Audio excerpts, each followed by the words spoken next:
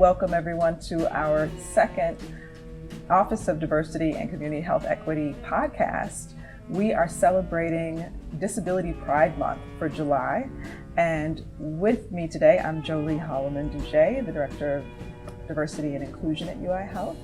And joining me today, I have Dr. Kristi Kirschner, and also my colleague, Anthony Heard, LCSW. And we are going to be discussing disability pride and some of the invisible disabilities and really how it impacts us at UI Health as healthcare workers.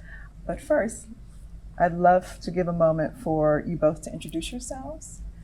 Would you start us off? Sure, thank you. And thank you also for inviting me to be a part of this.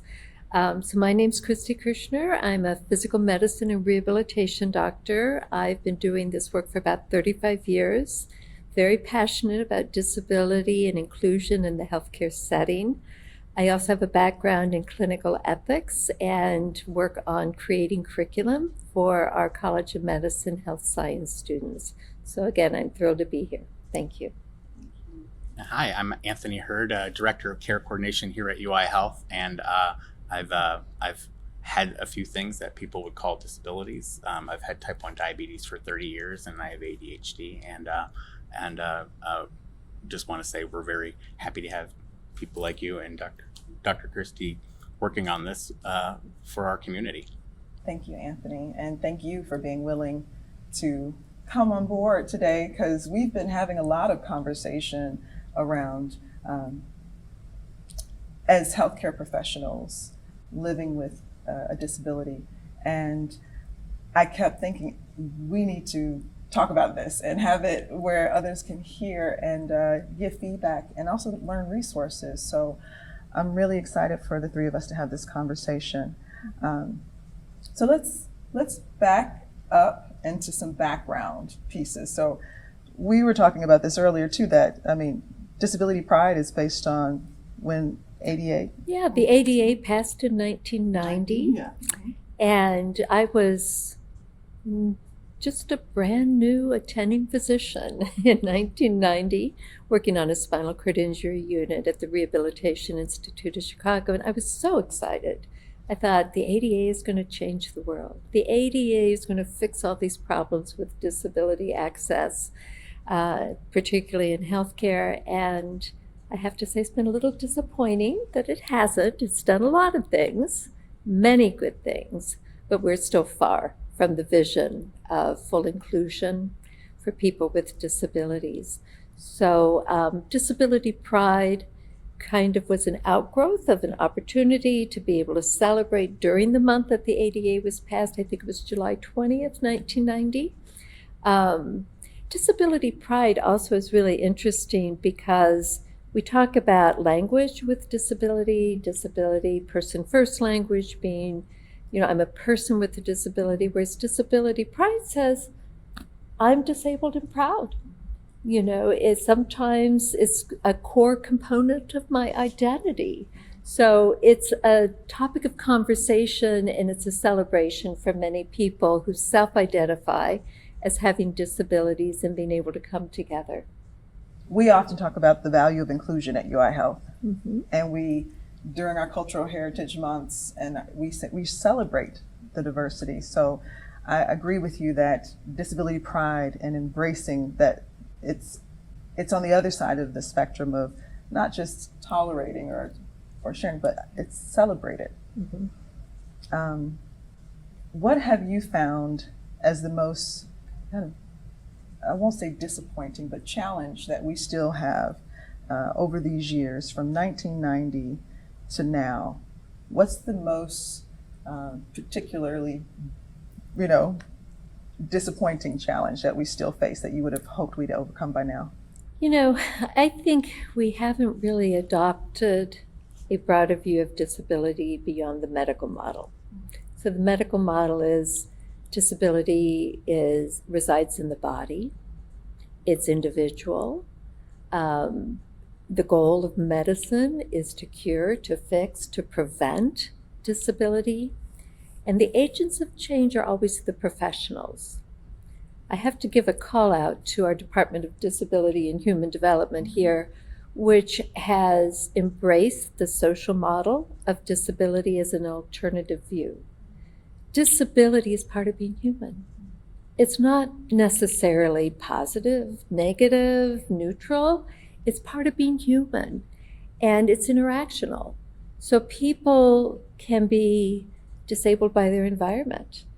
You know, if you have stairs and you can't go up the stairs, is it because you can't go up the stairs or because the stairs exist? So it calls out the need for the environment to look at and think about inclusion.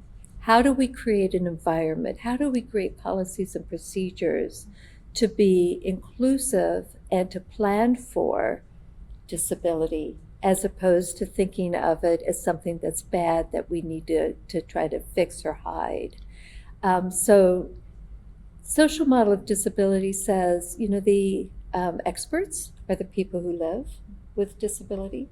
We have to listen to the people who live with disability about what they need and want from the community and from the healthcare system. And we have to work with them in partnership, because the health professional oftentimes may have very little knowledge of disability. Disability is still not taught uniformly in healthcare training programs. So we have to be able to say, I have to come at this with humility.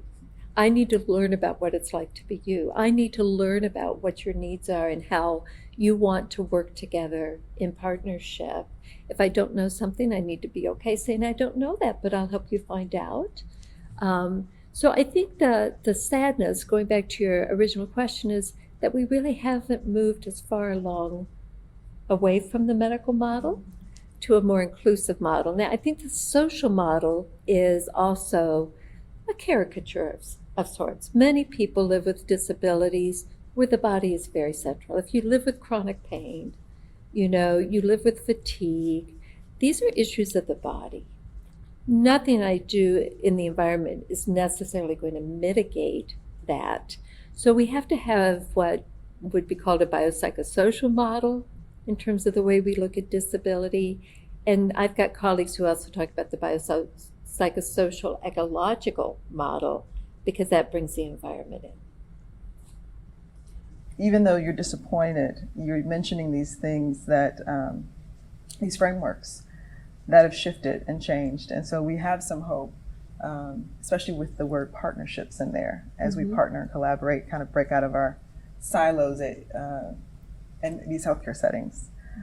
I'm curious how you would respond, as you shared, you've been on this journey for some time, and you're different. I'd strongly echo what was mentioned already, and add sometimes what's especially frustrating, because one of the things that I deal with type 1 diabetes, where I can't get away from the medical model in my case, and sometimes as was mentioned, it's assumed that that's the only type. That's it. And then on top of that, it's expected that you're going to be able to perceive it externally without input from the person. Just as a perfect example, I once worked with an intern who had his arm just did not look like his other arm, and they were asymmetrical looking. It was related to something that happened to him as a child. And at one point he was asked by somebody, like, what's your perspective on this? As a disability, they didn't ask him about his arm specifically, but I think the implication was that was what they were thinking about. So actually, I don't consider myself disabled because I can do everything with this hand. Like, my arm works, my hand works, I can hold things, I can do everything I need to do, so I don't consider myself to be disabled. And that whole self-identification model is important because there is certainly an external, viewable, observable version of what you're doing or can't do, but then there's the version that you experience, and that's really the truest version. I mean, treating people with disabilities as the experts is something that I think we've focused very much on the medical model because that's where we started as a larger system, but we haven't done all of the work that we need to both make it a social model that's more inclusive of what our patients are dealing with, but also just finding places where we have to connect the two. Like we can't make it two separate models because some disabilities do require the medical model, but the medical model has to be a more social model in order to get people what they need in the most effective way. And I mean, I could tell you examples of instances where people did not get what they need because someone just didn't quite understand what they were asking for because they didn't understand their experience as someone experiencing a disability. The piece in that about you need both models, but they need to be more embedded and inform one another. Or they should. I think, ideally is what I was hearing. But there's also this piece that you're both saying around the partnership, where there is this kind of responsibility. And it's funny because even as we were talking about putting the podcast together, I was saying, well, thanks for being willing to build the plane with me while we're in it. And it kind of sounds a bit like that because what I'm hearing you say, and I know I've experienced too, is there's unfortunately still this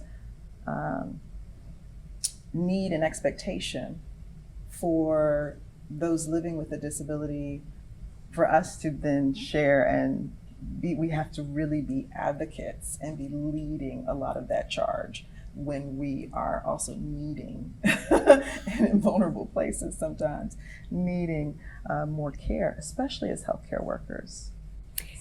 And what you're saying there is really, really important because how does culture change happen, right? So when you have hierarchies, right, where you're only a patient, you're not also a health professional, a mother, if you're only seen as one thing, then it's hard to have culture change. In medical school, we're always talking about inclusion, and that involves people with disabilities as well. If you have an equal status relationship with somebody who has a particular perspective, you're going to learn an awful lot from that person.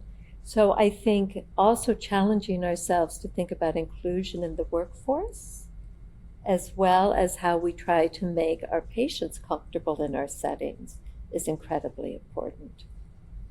Well, I know we spoke about this already, but for our listeners, one does absolutely impact the other. But my concern often is, and we talked about the report that came out with 82% of healthcare, I think it was providers. It was physicians that were surveyed who believed that people with disabilities had a lower quality of life than people without disabilities. So again, disappointing, 88 passed in 1990. We're still living in a world where health professionals look at the person with disability and disability necessarily being associated with a lower quality of life, which is counter to the data. People with disabilities, of course, when they acquire a disability or a new medical problem, go through a period of adjustment, and there are lots of challenges of living with disability, lots of challenges. But people with disabilities adapt, they learn a new normal, and it doesn't necessarily translate into a lower quality of life. So again, we have to talk to the people who live with the condition and talk to them about what their lives are like and what matters to them, rather than to come in with our own idea of what the experience is like. And it's dangerous, quite frankly, because if you come in with the idea that that person with an extensive disability, of course, has a lower quality of life, it's going to affect your medical decision making. It's going to affect the way you offer treatment options, the very words you might use to describe medical options. So I think that we have to suspend our own judgment about what it's like to be somebody else and to live with a condition. I think that's what we're working on. I think that's what we're working on even in this moment.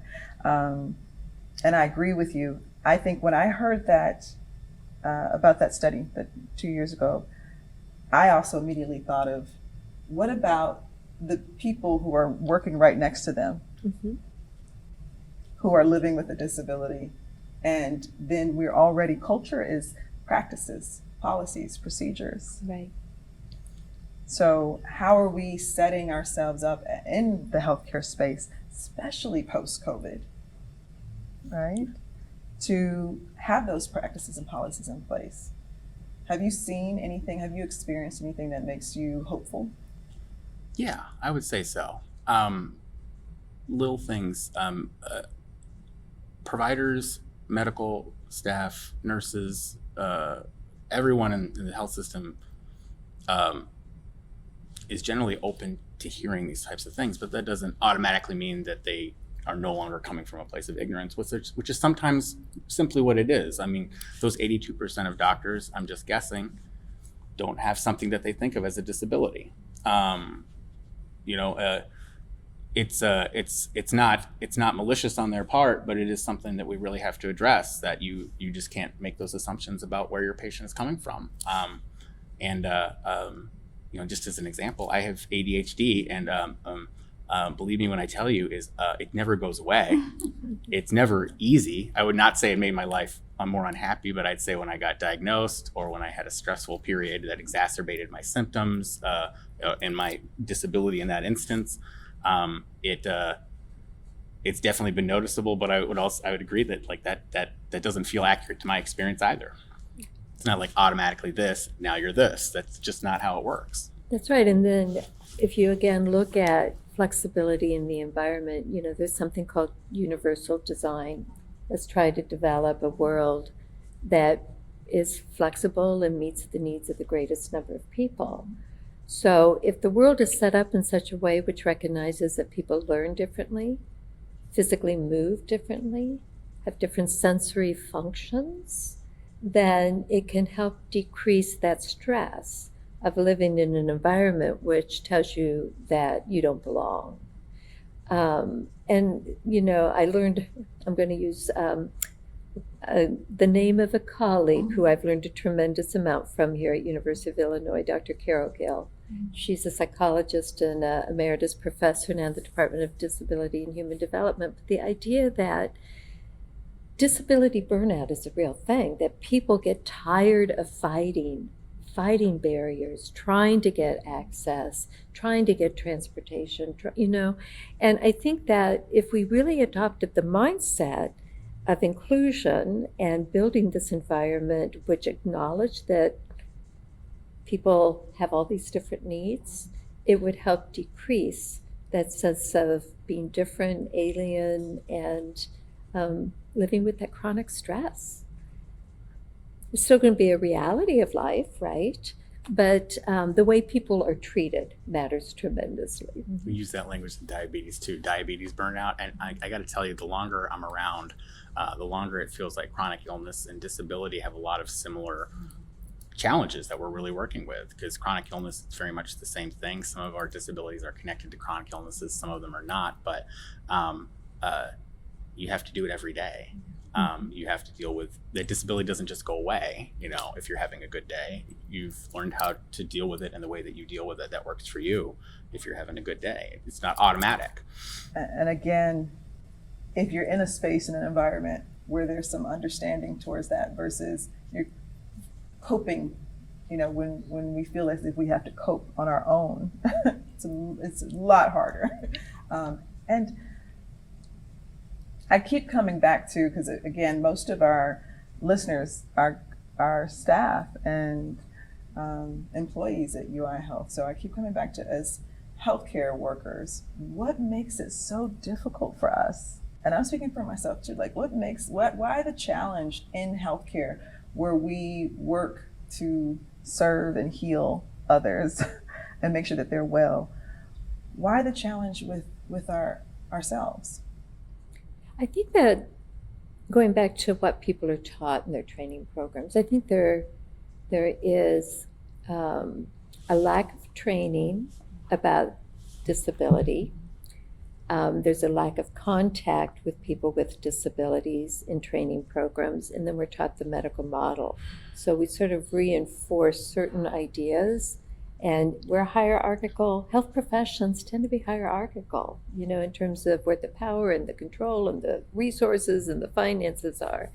So I think a lot of it, again, is structure, as well as just individual knowledge and experience. I do think I agree with Anthony that most people care and they want to do the right thing. And they maybe haven't had exposure or been able to look at things from a different lens, but then the structures have to support it. And a lot of what we see right now, particularly post-COVID, is moral distress, burnout. People are exhausted. And part of that comes from feeling like you know what's the right thing to do, but being prevented from doing it or not having the resources to do it.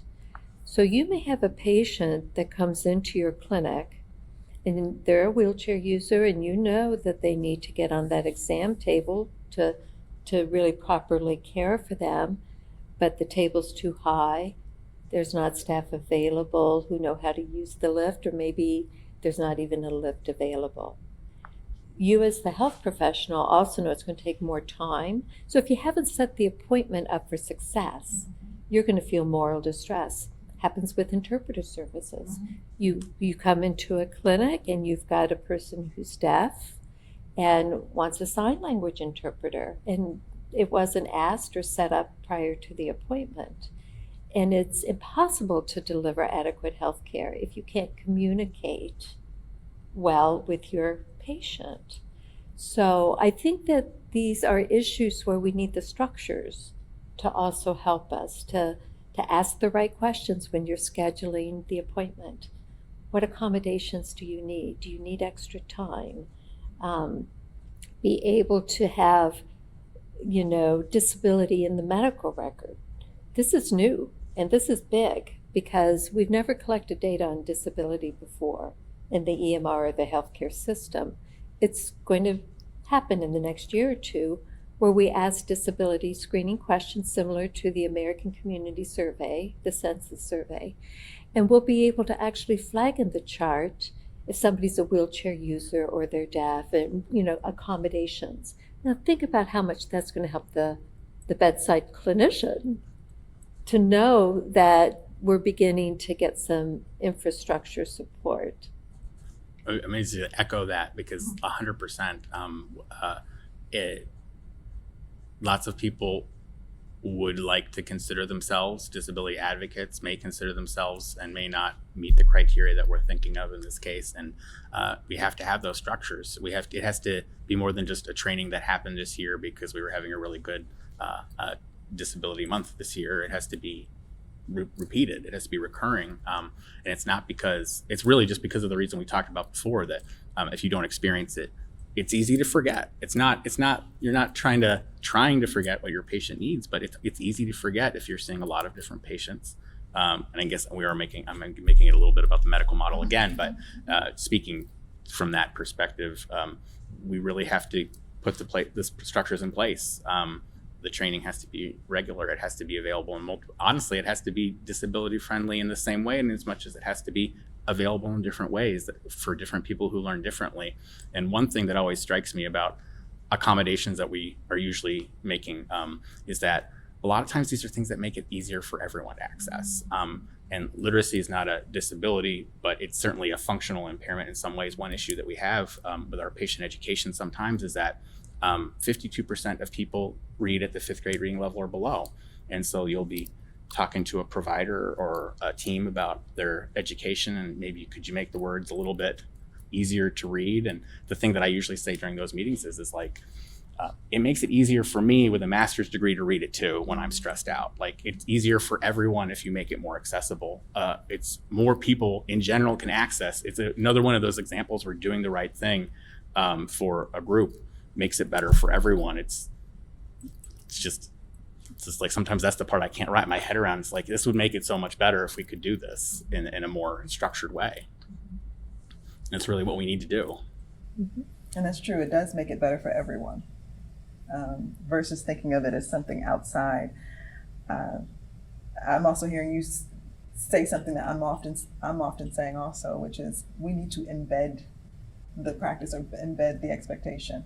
And Kristi, you caught the ball so well, because I was hoping that you would bring up that we don't collect that data.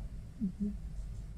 And I'm sure you all have heard that before, where it's hard to manage something you're not monitoring. Right. And, I would say COVID again taught us that.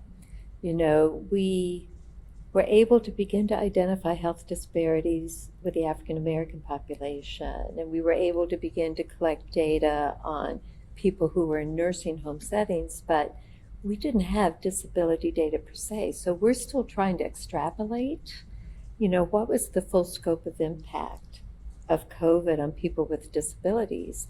So I think part of my hope is that we take the lessons learned of COVID and we say we have to be prepared. We have to be able to do better. We have to know where people are. We have to be able to get the PPE to the highest risk individuals and have decompression strategies that work for some of our most at-risk citizens. And so I think that there's some hope that we're moving in that direction. I just hope that we don't forget. We have had efforts before. After Hurricane Katrina, we had, some crisis standards of care developed when we were anticipating a H1N1 pandemic, and then they get put on the shelf. And what I'd really love to see is that we just take some of those lessons and, like you said, Anthony, embed them in our day-to-day lives. One of the things that came out of COVID was the use of masks that are clear for people who are deaf and hard of hearing. They oftentimes use lip reading to help augment communication. Well, if you're wearing a mask and you can't see the mouth, these masks exist. What if we just had them available? What if they were in our, supply, and we could grab those if we're working with the person and not have to go try to figure out where the makers are and whatnot. So I think that's part of what's exciting to me. The other thing I want to call out when we think about hope for the future, one of the things that we have to recognize is how much people with disabilities look at the world and bring us new ways of doing things. And actually, Google has really seen that, a lot of the voice-activated software, some of the tools that we have completely mainstreamed, to your point, have made all of our lives easier. So hiring people with disabilities who have a unique vantage point, who are creative and able to bring those perspectives, also enhances us all. I just want to add, as a leader, one thing that we really have to do is be mindful of the fact that when our employees come to us with an accommodation request, how we respond to it. And I know I've had this happen to me before, just where I'm just like, wait, what? And because you don't have all the information, you're looking at one form, and it's important for us when an employee or anybody whom we have power over is coming to us with that sort of accommodation request, that we are sensitive to it and we are empathetic to it and we sound like it, like we respond sincerely. It's like, oh, thank you so much for letting me know about this. Let's see what we can do to give you the tools that you need to do what literally everyone else does. I mean, that's how those accommodation requests work. We're not just saying this person doesn't do this because they have a disability. We're saying this is what we're going to do. This is the structure that we are required to put into place so that you can do the things that everyone else is doing, which everyone should have access to. That's equity in a nutshell. Everyone should have those equal opportunities. You hit it right there, because that's what it is. It's equity. When we talk about equity, and we talk about health equity so much, right now, it is balancing, it's redistributing. And so that is a piece of it. And looking at it from that framework of, I want to supply you with what you specifically need to be most successful, versus this, and I know what you're speaking of, this other feeling sometimes that can come out where it's almost like you're, not you, but someone would be begging for something that they need, and we don't do that for other requests. Again, if I need paper to print, I need paper to print to do it, and that's just that simple. But we don't look at it from that perspective sometimes. Can I circle back to this idea of respond? I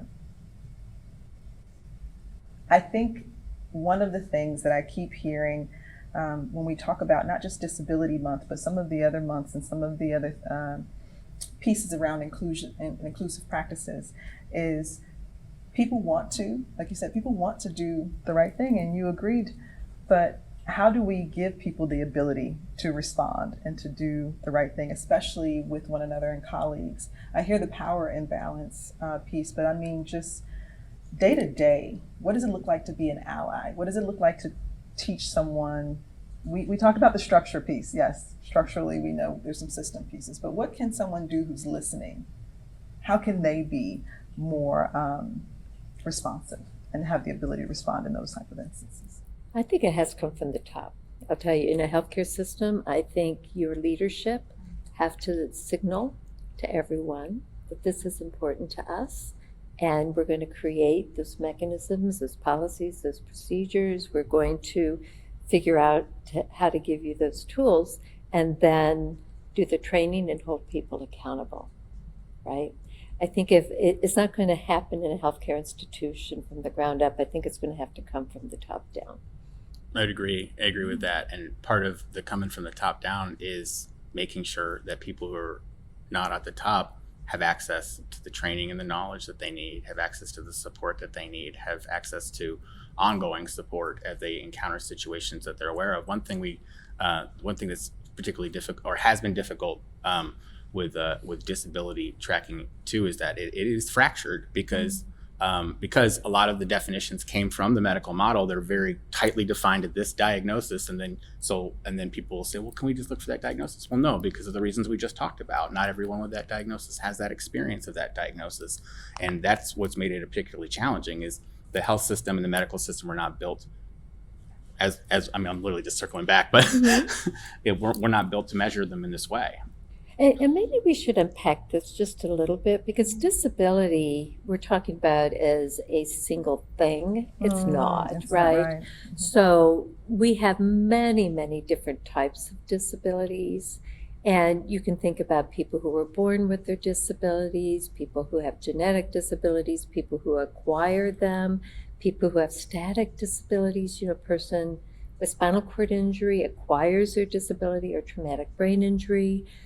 People with conditions, rheumatologic conditions, multiple sclerosis, you know, it'll be a variable course. Some people may have progression of their condition, muscular dystrophy, amyotrophic lateral sclerosis. So disability, and then you've got to think about all these invisible disabilities, which was a point where we started, you know, people with mental health, intellectual, you know, there's just such a big world out there when we're talking about disability, and you have to know that individual disability and what the needs of those individuals are, which makes it more complicated. So you've got some sort of overarching, you know, principles, you know, but then you've got to also know some specific information about the patients with these conditions that you're working with, and recognize that it's variable. And so it's a complicated thing as well, and that's why it needs to be embedded in our training. You know, I think when you look at 25% of the population at any given time having a disability, that's going to encompass all of those different types. But then most of us during our lifetime will acquire disability, and we know disability is associated with aging. So there's just got to be a lot more incorporation of these concepts and recognition of the intersectionality of issues, because that's huge as well, you know. And I think we have to also teach about these concepts as intersectional. I'm really glad you mentioned that word, because I always forget that specific when we're talking about, like, literally these things are intersecting, and you can do some things that will help in the big sense, like the ADA helped in terms of having some impact, and it made a lot of visible impact, which allowed people to think, okay, well, we got this covered, and maybe we didn't. But it's you can do broader things that will make it easier to do those individual things, but you have to both be aware of the broader implications of trauma-informed care. Trauma-informed care is actually the buzzword I just want to say over and over again, because it's something that's really easy to forget.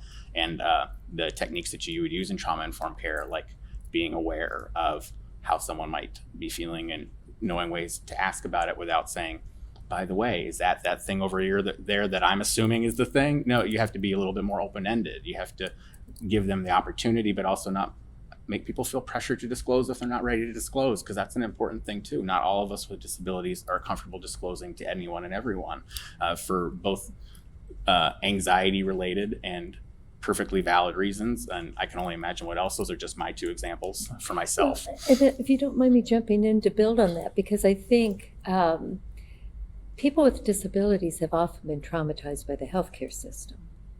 And they may be reluctant to come in to get health care because they do realize they're giving up a lot of control, and people may not listen to them in terms of how they want their bodies to be handled, or how they want to be worked with. So I've had health professionals oftentimes say, I'm meeting them for the first time, why are they so angry? Well, there's a history there, and you need to listen to what their experience has been with the healthcare system to be able to, again, work with them in partnership. How do they want to be treated? How can we help them have access to the healthcare system resources they need without further traumatizing them? So just another way of thinking about, if somebody's lived with their disability for many years, or they've grown up with their disability, there oftentimes is a history there. I was thinking about, and I appreciate you piggyback, adding to what Anthony was saying. I was thinking as Anthony was sharing, I know we have commiserated and shared different strategies and things around ADHD. I was diagnosed while in my first year of law school. I feel like I'm still kind of catching up and accepting the diagnosis.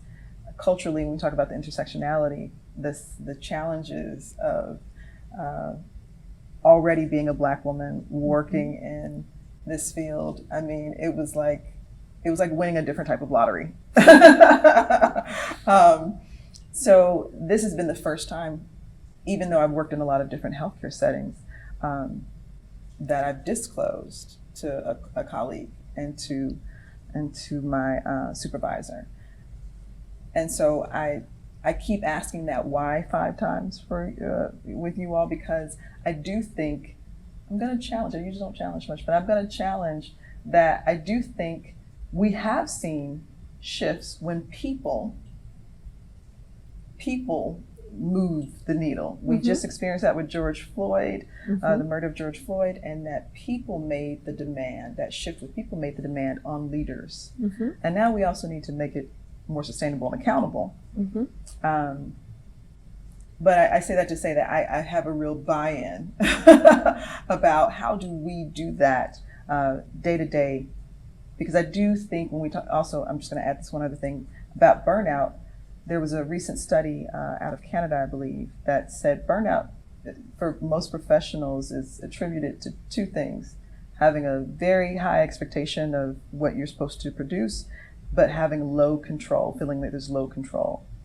So for myself, for our staff, for our employees, for the work that we attempt to do, how do we put the control in one another's hands to feel I can do something, even while leadership is still working on embedding these structures and expectations and the data and those pieces? How can just day-to-day people show up a little bit better, and until we get those trainings and everything?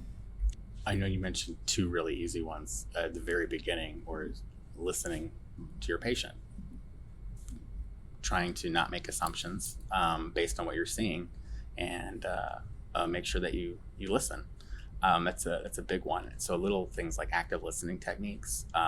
Honestly, it's something that we learn in social work school, but you can Google it. Anyone can do active listening techniques. Things like that really help. I think also we need to recognize that we have lots of allies and peers outside of the actual 4 walls of a hospital. So we're trying to build a complex care lifespan center for people with disabilities, particularly those who were born with or acquired disability during their pediatric years. And, the independent living centers are great partners. They are centers that are run by and for people with disabilities. They are resource centers to talk, with people with disabilities, provide peer support, housing, ADA information, educational support, transportation support, personal assistance.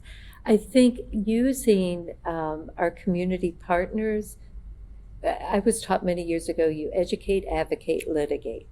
And when it comes to healthcare, I think litigate is really, really hard on the individual person with disability. So going back to the ADA, passed in 1990, not self-actualizing. Nobody was going around and saying, oh, you're in compliance, you're not in compliance. What had to happen? Somebody had to lodge a complaint. Somebody had to go to the Office of Civil Rights. Somebody had to get a lawyer. If you are sick and in need of care, the very last thing you want to do is have to muster the energy, and it's going to delay your care. It takes a long time. So I think this idea that it's upon us who live and work in these spaces to try to hear from the constituency, the stakeholders, about what we're doing right, what we're not doing right, make sure we're inviting those voices in and trying to figure out solutions to the problem so those aren't the only options left. Inclusion for the win. Inclusion for the win. And I think we also are going to be talking about some other resources and possibilities for July. I encourage those who are listening to check those out. Mm-hmm. But I also want to encourage that ownership piece. I don't believe that embracing and building inclusionary practices for people living with disabilities is that far from the model that we talk about when we talk about being inclusive of any other group. And not putting that weight on them, but finding out more information. Like you said, there's mental health first aid training. I'm sorry, I apologize. I chuckled a little bit when you were talking about trauma informed, because first off, we talk about it all the time and how useful it is. But even in the first podcast with Dr. Ari Rubenfeld, we joked because when we first met, I was a little concerned. And he said, I think you thought I had gone through some trauma. And I said, I'm pretty much address everyone as if they might have gone through some trauma. So we joked about that. And I think learning trauma-informed approaches and applying them day to day, again, everyone wins. Mm-hmm. I know it feels like we're talking about a lot of different stuff, but we've actually come up with a pretty good bullet point list. Mm-hmm. Don't assume. Make sure you're listening to patients. Include them in the process. Be aware of possible things that could impact a lot of people's ability to access care. Try to address those proactively, but be able and open and willing to listen to the other examples, because again, disability is both a very big thing that a lot of us are included in, and also a lot of little things that each of us kind of live in our own like varying size bubbles, whether we just feel like we're alone with it or we feel like it's just us and our family that gets it, or whatever the case might be. Top down, that's yes. a big one. Yes. And then making sure those trainings, those opportunities are both recurring and accessible in multiple different ways. And honestly, that's all a model for a lot of the things we want to do with disability as well, and the accessibility that people who are experiencing it really should have. Letting them know what their rights are and helping them connect with legal aid in those instances is one really good example of how to get to the advocacy place. And one thing I definitely would say is encourage UI Health patients to, if they're experiencing disability and it's having a persistent impact on their functioning, quality of life, ability to do what they want to do, whatever those things might be, to consider a care coordination referral. We're happy to help. Yes, I love it. And we're in Chicago. We have Disability Pride celebrated here more than any other place. Mm-hmm. 16 years. Mm-hmm. So we do have some rich resources and celebration around disabilities, people living with disabilities, and embracing that the characteristics. that And might I'm come sorry, up. I'd like to throw this out in the middle too. One of the really big things from trauma-informed care, I just want to make sure I threw in there is permission. Like a lot of doctors who are, or providers who are experiencing a situation where they may have inadvertently triggered somebody, whether they have a disability or not. It can be anxiety provoking, but the things a really easy thing you can do is just ask permission before you do things. Knock before you come in the room. Say, okay, the next thing we're going to do is I'm going to ask you to do this, and then I'm going to do this. Is that okay with you? Like little things like that, really easy stuff to do. And honestly, people get really nervous about saying those types of things, but you kind of heard how I said it. You can say it in a very normal, natural way. And the more you practice it, the more normal it feels. And then that's a good thing. Mm-hmm. That part, practicing. I think when we do the lunch and learn, hopefully we can make some time for people to practice just the application of making time in a learning space for someone to practice the thing that they just learned. Turn to one another, and now you say it. So I think you're right. We have some really great bullet points. Final thoughts that you would want to leave with our listeners as we again celebrate the month of July with Disability Pride, and also push for a better future around these, push for some growth. So celebration and notes to take away. What would you leave as some final thoughts? I think to definitely have hope that we can do this. This is all within our capacity, and it's multifactorial in terms of how we make culture change happen, how we make training programs happen, how we make opportunities for people with disabilities of all sorts to have space in the healthcare system and beyond. But it is all within our capacity. And I think to recognize that inclusivity is better for all of us in terms of enhancing the whole. So I would just say at this point, we are at a moment in time where I think health equity is getting more attention than it's ever gotten before, and we need to ride that wave. Before people we have a lot of people who are trying to pull that wave back. So we've got to do what we can do while we can do it. That's for sure. What about you, Anthony? What thoughts do you have? I felt like that last one was a really good closing one, but I just really want to echo what Kristi is saying, that a lot of us who have been in this space, we are aware of a lot of these things, and sometimes it can get frustrating when you're working with people in other places of work who maybe don't understand those things. But again, remember, a lot of people who are not doing the thing that we would want them to do when talking with someone about their disability, people are willing to talk about it, and the more that you own those opportunities, no one here is going to create the ADA 2.0 that's going to fix all the problems by themselves. It's a group effort, and every little bit helps. It really does. It's really easy to get yourself caught up in like, well, I'm not going to fix all of this stuff. Why even try? None of the change that would have happened up until now wouldn't have happened with all the work before 1992, all the work since 1992, all the work we're having to do every day, because it's getting better in some places, it's getting a little bit like not as good in other places. There's a very diverse panoply of interactions that people with disabilities have with our health system, our social circles, our general ecological context. And I'm just going to recap what I've been saying, and what we've been saying is, listen to someone where they're at, ask permission, actively listen, and the hope is there. There's reason to have it. I do believe there's reason to have hope. That's what we need to do this work. Very, very much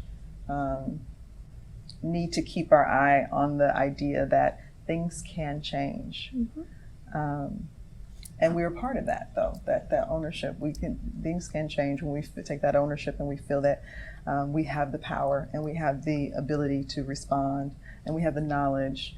I would also just like to call out our current students. This generation of students, they're primed, they're ready. And I think we also just have to help them have the tools to run with a lot of this. I do feel so much hope I mean, as I said, I've been doing this 35 years. I've never met a group of students who are more passionate and primed and kind of just get it. They want to do it. So I would have to agree with that. I taught dialogue in January for the first part of the semester, and I was so amazed with that word, that passion of the group that we were working with, and their commitment to making a difference. Yep. But let's be honest, it's often like that for when we see people get older and then they get a little bit more settled. We have to continue to help on the structural problems that we haven't fixed. We have a very broken healthcare system. We have to continue to work on fixing it. And quite frankly, we haven't talked about money very much, but many people with disabilities, particularly the most complex disabilities, live in Medicaid. And it's the most resource-constrained, system that many people with disabilities live below the poverty line. So we're talking about social justice issues that go beyond health care. And so I think we have to remain committed and stay engaged because we haven't fixed the problems to set them up for success. You're right. And it is building, we talk about intersectionality, but it's building those pathways and those collaborations because you're right, it's a justice issue. And the Affordable Care Act was big. 2010, we expanded Medicaid, but there were also a number of disability provisions built into the Affordable Care Act. So we have to keep looking at how do we keep building, on these opportunities to fix some of these structural problems. That's what it is, restructuring. Well, I want to thank you both for this rich conversation. I knew already I was going to enjoy having this conversation because I had talked with Anthony, and then Ronnie mentioned you, and it has been such a pleasure. Well, thank you. I am so honored, actually, to be with you both and have an opportunity to talk about this. I do another podcast on disability on money. We could do a whole podcast on that. We really could. When she brought up money, I was embarrassed for a second. I hadn't thought of that yet because it's such a big thing. Because everything, not everything, I stopped doing the superlative talk, but so many experiences with disability. Number one, Medicaid, which is it's a great program for what it does, but it definitely has a lot of gaps in terms of accessing the right type of care for people who are experiencing these sorts of complex needs. But beyond that too, a lot of times you end up with a lot of sort of hidden costs when you're experiencing, because sometimes certain things are not covered by your insurance, right? And then you have to buy it out of pocket, or you're going to have to go through a several month process to get it authorized to get covered by insurance, and you're like, I'm just going to go ahead and buy it out of pocket. And now you spent that money on this instead of the other things, and you're already not, you already don't have a high income because that you're not getting the care that you need in order to allow you to work, or whatever the case might be, And even for people with private insurance, I've often said, as a person with a lot of patients with physical disabilities, the most important prescription I write might be for their wheelchair, a customized wheelchair. That can be one of the hardest things for a patient to get. If you have private insurance, you need to read your insurance contracts. I've had patients with ALS, for instance, who need that customized Promobile wheelchair, and their insurance only covers $2,000. It's a $30,000, $35,000 wheelchair. These are very difficult issues because it can make the most difference in the person's quality of life and their ability to participate and be comfortable, but it's not easy to get. So you start then looking at just the reality of medical equipment and supplies and personal assistance services. We've had a huge dearth of CNAs and home health care workers and personal assistance workers. So people they want to be able to stay in their homes, but they need services oftentimes to do so. And it's a very low paid workforce. They oftentimes don't have benefits. So you think about, during COVID again, we saw people with disabilities living in their home who needed a personal assistant to help them dress, bathe, get up in the morning. And that person that would come would go maybe from their house to another house to another house, but couldn't get PPE, right? The person in the home couldn't get PPE. they didn't have health insurance. I mean, it's like, it's such a problem to think about all the layers of the healthcare system and the workforce that need to have visibility, protections, care to be able to serve others. So yes, we can go there. I'll we go really there. could. I know I've heard Anthony talk about these things and the workarounds and the. There've been days where it was lucky I had a car so I could drive to another pharmacy that happened to have insulin because mine ran out and they just didn't know how to get it. That was a huge problem with insulin During for COVID, so I long. remember having that happen once when there were things happening and pharmacies were closed, and I ran out of insulin that day, and I was able to drive. But not everyone's able to drive further away. A lot of people are not. Sometimes you just have to think about your own privilege a little bit. I mean, it's like, or I do. I'm just talking about me. Oh, I have privilege. I'm just not going to put it on anybody else. That's all. I mean, we all do a little bit. But. We all do. Just as I loved reading what you wrote, and actually, I have the quote, or you might know it already. When you wrote about Dr. Betts with leadership, just saying we all do. There was a quote that you gave of him saying that we all are, I don't want to misquote it, I was going to say differently abled, but that's not the language he used, I believe. Well, I think he said if we live long enough, we're all likely to experience disability. I don't know if that's the quote in there, but that was something he used to say as well. And I think the idea that it's, a group that any of us can join at a moment's notice, right? We don't know what the future holds for ourselves and for others. So thinking about it and caring for each other, we're interdependent, right? None of us are really independent people. We're interdependent, whether it's, physical care, whether it's our food supply, whether it's our highway and our electrical systems, we're interdependent. And to think about and care for each other is something he was very, he made us aware of it as our medical director in our training programs. I really did enjoy, and now I'm doing this, but I enjoyed reading. I enjoyed reading that article. I did find his quote. It was, everyone is disabled in some way. Okay. Everyone is disabled in some way, and everyone is able to contribute. Mm-hmm. And which comes, there's so much literature out there that shows the more inclusive and diverse your teams are, they go so much further. Absolutely. You need that diversity of perspectives and opinions to be able to see things and generate solutions to problems that you can't do if you're all homogenous.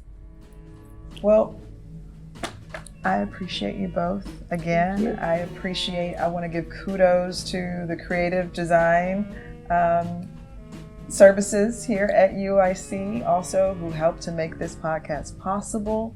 Dr. Kristi Kirschner and Anthony Heard, thank you so much for adding to this rich conversation. And I'm also already excited for what's to come, because I think we can get some lunch and learn. We could do something. I think so. Okay. Well, we're signing off. You all have a great day. Take care. You too.